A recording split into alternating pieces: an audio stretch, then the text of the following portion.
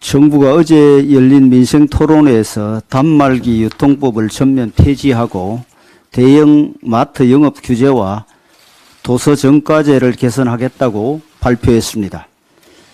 먼저 소비자의 후생을 저해해온 생활 속 규제들에 대한 정부의 과감한 개선 의지에 환영의 뜻을 밝힙니다. 단말기 유통법은 이동통신 단말기에 대한 공정하고 투명한 유통질서 확립이라는 목적 아래 2014년 국회를 통과하였습니다.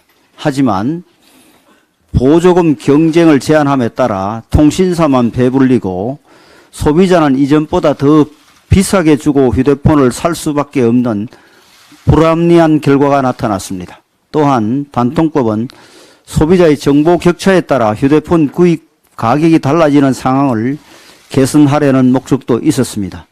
하지만 문제가 개선되기보다는 소비자가 추구하는 정보의 내용이 지원금을 많이 주는 곳에서 불법 지원금을 주는 곳으로 바뀌는 결과만 나왔습니다.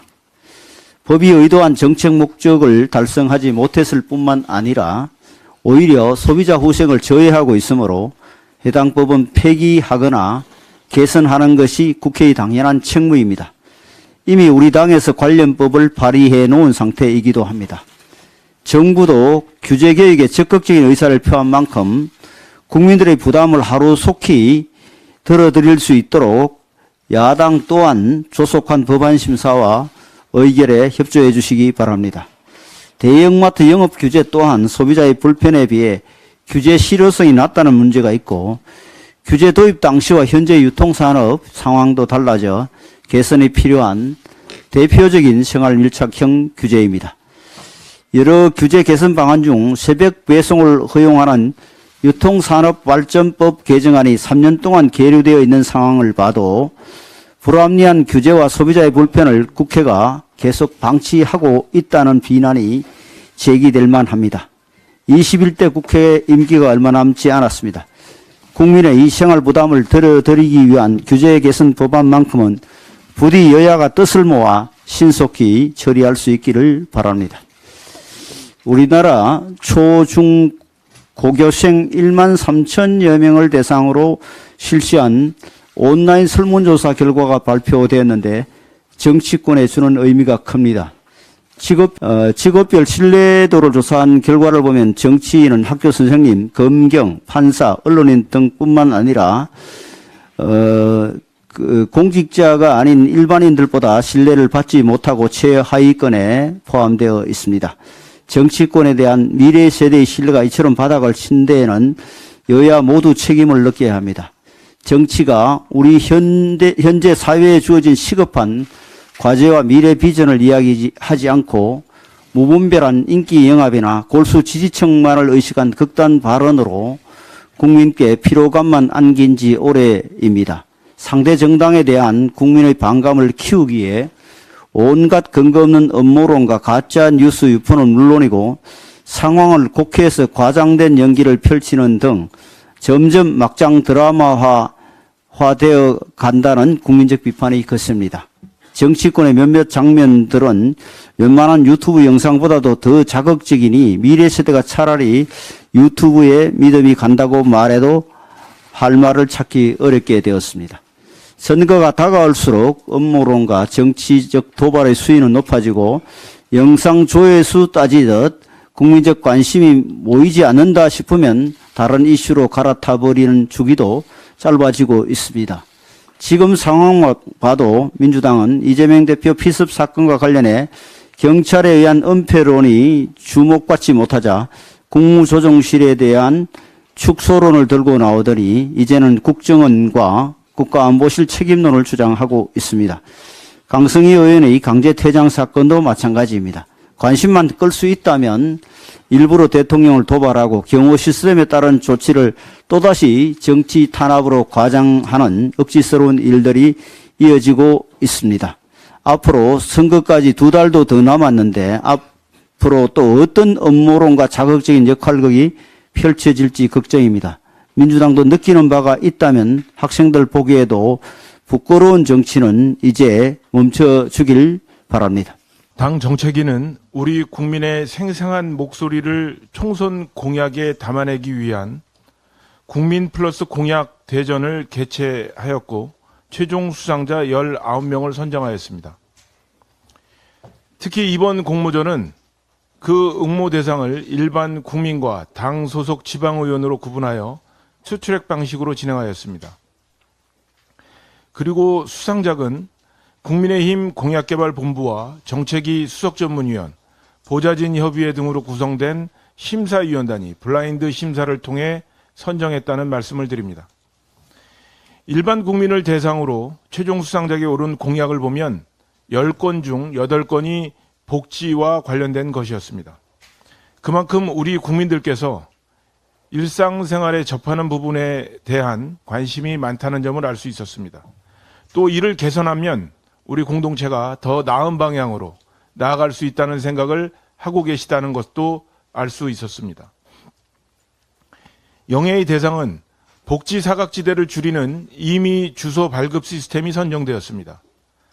가정폭력이나 스토킹으로 인해 실거주지가 노출되면 안전에 위협을 받는 가구에 대해 생활고나 질병 등에 시달려도 국가의 복지 혜택을 받지 못하는 사각지대에 놓인 가구들을 임의주소 발급을 통해 해소하겠다는 공약으로 국가의 사회복지 안전망을 더욱 촘촘하게 강화하는 아이디어가 돋보였습니다. 최우수상은 2건을 선정했습니다. 첫 번째는 결혼, 예식문화 걱정 없는 첫걸음 공약입니다. 우리나라 청년들이 결혼을 기피하는 원인으로 꼽은 고비용 예식문화, 이른바 스드메 패키지와 관련하여 가격 투명화를 포함한 정보 비대칭 문제 해결을 통해 합리적인 결혼 서비스 시장으로 변화시키려는 내용입니다. 두 번째는 장애 영유아 어린이집 교사가 제안한 공약으로 공존의 가장 빠른 길, 장애인 가족 상담 확대 시행이 선정되었습니다. 장애 아동을 둔 가정이 겪는 돌봄 스트레스를 덜어주는 방안으로서 장애인 가족 상담과 멘탈 케어 프로그램을 강화하는 내용입니다. 당 소속 지방의원을 대상으로 한 공모전에서 영예의 대상은 청년 인턴 희망 고문 금지법이 채택되었습니다. 채용 연계형 인턴 제도의 미비점을 보완하는 내용입니다. 지방의원 최우수작은 우리 사회의 시급한 현안인 저출생 문제와 관련된 것으로 3기 신도시 조성 시 학교시설 복합화를 고려해 설계하되 늘봄학교 프로그램을 연계하는 3기 신도시 조성 시 학교시설 복합화 설치 공약과 미혼 여성의 난자한 행동을 지원하는 건강한 출생 지원 공약이 선정되었습니다. 이외에도 국민들께 실질적 도움을 드리는 생활 밀착형 공약이 다수 입상하였습니다. 우리 국민의힘은 수상작을 더욱 발전시켜 총선 공약에 반영하겠으며 최종 수상작에 오르지 못한 제안에 대해서도 공약화 가능성을 꼼꼼히 검토해 정책으로 발전시켜 나가겠습니다. 앞으로도 국민 눈높이에서 공동체의 발전과 번영을 위한 공약, 동료 시민들의 삶의 질을 높이는 공약을 개발하는 데 매진하겠습니다. 민주당이 상임위원회를 정치적 압력 행사 수단으로 악용하고 있습니다. 어제 열린 정무위원회 전체 회의는 민생이 아니라 오직 이재명 대표만을 위한 긴급 현안 질의였습니다. 국민권익위원회가 이재명 대표의 서울대병원 전원, 헬기 이송 특혜 의혹 조사에 착수하자 그에 대한 불만을 노골적으로 드러낸 것입니다. 공매도 제도 개선, 기업성장 투자기구 법제화, 주식시장 불공정거래 처벌 강화 등 시급하고 중요한 법안들이 하나도 처리되지 못하고 있는 와중에 당대표만을 위한 상임위 개최가 과연 옳은 일인지 개탄스럽습니다. 민주당은 앞서 행정안전위원회에서 이재명 대표 피습 사건 관련 부산지방경찰청장과 대테러센터장의 25일 증인 출석 요구를 일방적으로 상정해 의결하였습니다. 특정 사건의 수사 지휘자를 국회 증인으로 채택하는 것은 공정과 중립이 생명인 수사에 대놓고 압력을 행사하겠다는 것과 다름없습니다. 아울러 증인석에 앉은 수사 지휘자에게 사건 관련 답변을 강요한다면 이는 법에서 금지한 피의사실 공표를 요구하는 꼴입니다. 민주당은 이렇게 조사의 정치화, 수사의 정치화라는 매우 나쁜 선례를 남기고 있는 것만으로도 모자라 대통령에 대한 적법한 경호활동마저 과잉 경호라며 오늘 운영위원회마저 단독으로 개회하겠다고 엄포를 놓고 있습니다.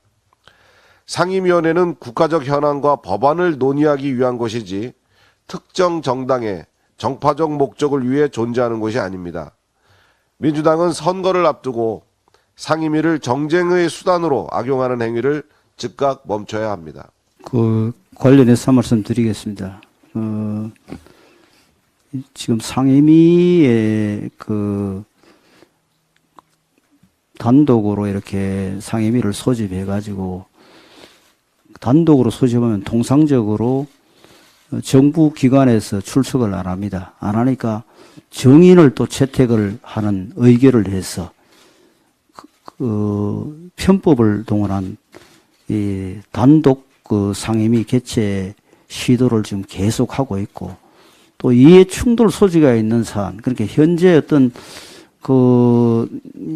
이 야당 대표와 관련된 수사나 조사 직접적으로 하는 기관들을 불러서 이렇게 압박을 가하는 것은 국회가 할 수 있는 통상적인 의정 활동의 범위나 한계를 넘어선 대단히 부적절한 그런 일이라고 생각합니다. 그래서 야당에 엄중하게 요구합니다. 우리가 국회가 국민의 입장에서 모든 현안을 논의할 수 있다 하더라도 이해 충돌 소지가 있고 또 조사나 수사기관에 압박이 될 수 있던 그런 사안에 대해서는 좀 자제를 해야 된다.